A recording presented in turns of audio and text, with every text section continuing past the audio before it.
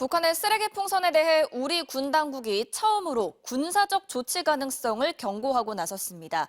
하지만 대화를 통한 문제 해결은 배제된 채 남북 간의 공세적 대응만 반복되면서 군사적 충돌을 우려하는 목소리가 나옵니다. 양소연 기자입니다.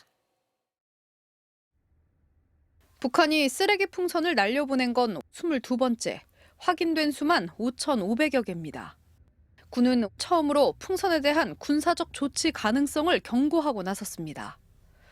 국민 안전에 심각한 위해가 발생하거나 선을 넘었다고 판단될 경우라고 기준을 제시했습니다.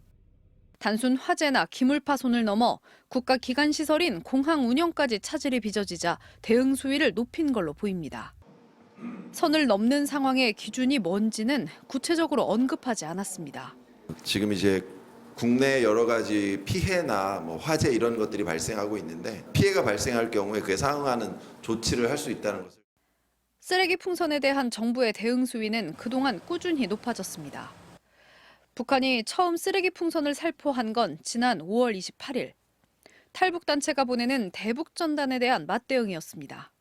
사흘 뒤 정부는 감내하기 힘든 조치를 취하겠다고 경고했다가 쓰레기 풍선 첫 살포 일주일 만인 6월 4일 군사적 충돌을 막기 위한 안전장치였던 9.19 남북 군사합의의 효력을 멈췄습니다.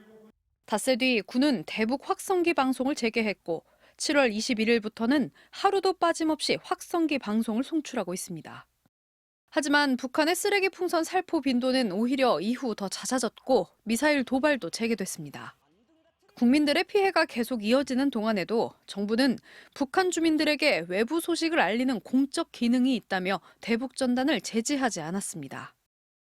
결국 군이 군사적 대응을 언급하는 긴장 상황에까지 이르게 됐습니다. 군은 다만 쓰레기 풍선을 공중에서 격추해야 한다는 주장과 관련해선 낙하 후 수거라는 기존의 원칙을 이어가겠다고 밝혔습니다. MBC 뉴스 양소연입니다.